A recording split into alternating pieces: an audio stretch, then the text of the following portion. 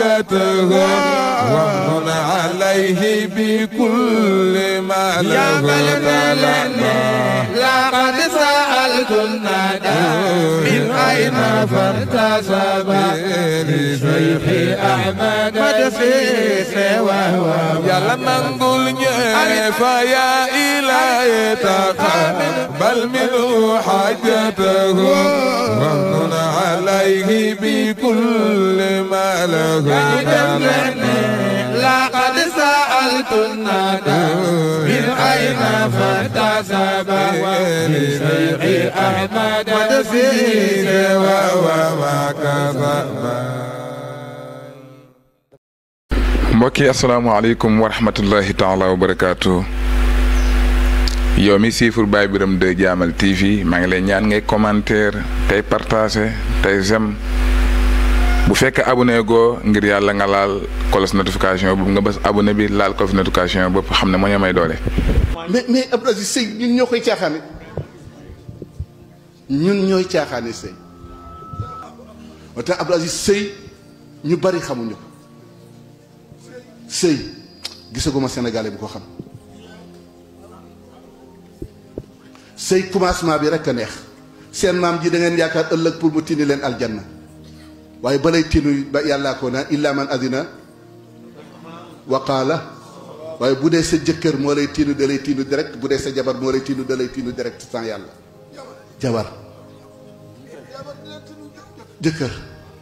jannaati adnin yadxulunaha wa man saluha min wa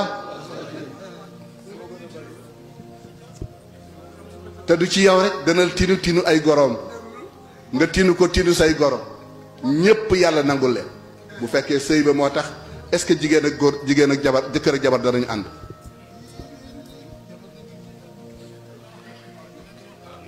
jëkkër ak jabar danañu ànd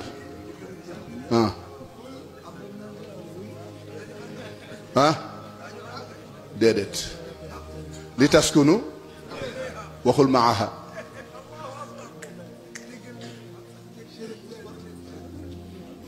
déedéet da nga koy dëkkoo mu dëkkoo la day dëkk ci sa xol yéen a ànd ñëw fii waaye bu ngeen génnee yàgg daaw góor ngeen yéen da boobu da ngeen ànd waaye li taskunu waxul maaha lu tax foofu la istiqraar di amee stabilité day am déggoo day am lépp day am bu dul woon xeetu Seydina Muhammad lu rëy dana am bi Aziz benn jigéen dañ ko jox mu dem marché bi mu demee marché bay fay la mu duggee woon di joxe ki mu doon jox xaalis bi téye loxoom wañ ko ndaw si waxul dara taxaw rek waa ji def li ko dex mu tàllal ko loxo mu teg ci xaalisam mu ñëw bi mu ñëwee ñëw ci kër gi dem ci waañ bi teg fa nduguma ñëw ci borom këram waxtaan ak moom kaf ree ba wóor ko ni jëkkër ji xel mi dellu si na mu ne ko waaw bi ma fi génnee dem marché ak léegi loo fi def lu naqari yàlla mu ne ko ah am na jigéen ju fi ñëwoon de jox naa ko sama loxo mu ne ko moo tax ñu wañ sama loxo ca marché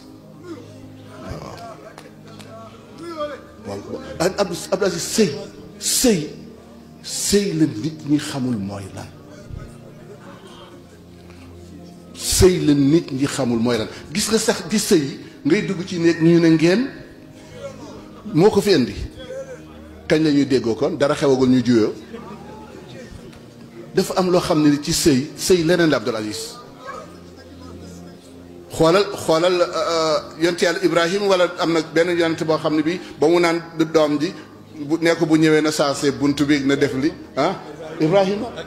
mais Abdou Aziz sëy ñun ñoo koy caaxaane ñun ñooy caaxaane sëy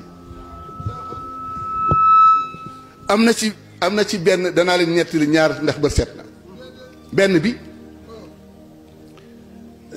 dafa am benn góoru yàlla waaw muy ànd ak jigéen ji dem ba jigéen ji bëgg ko bàyyi te mënul xam lu muy def mu di ko defal yoo xam ni pour góor gi déedéet pour góor gi dee waaye booba bismillaahi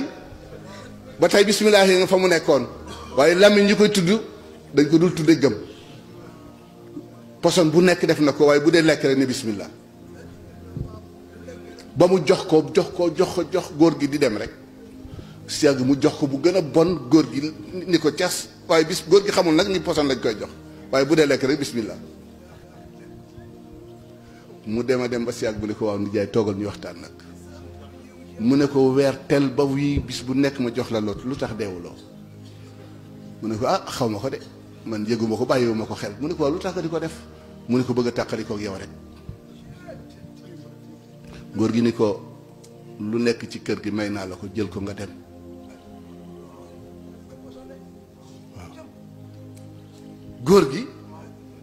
toog ndaw si demee ay fan toog dellu si benn waay bëgg ndaw si ñëw ci ko moom ci góor gi ni ko li tax nga wàcc ndaw si dama bëggoon nga wàcc ko nga wax ma ko ndax ma xam mu ne ko ndab lu ma yàlla yekkale woon na pare naa ci defaraat naa ko delloo naa ko yàlla demal nga laaj ko yàlla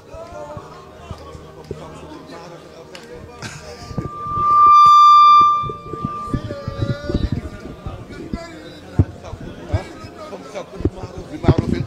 aw tasrixon bi axsaanin kële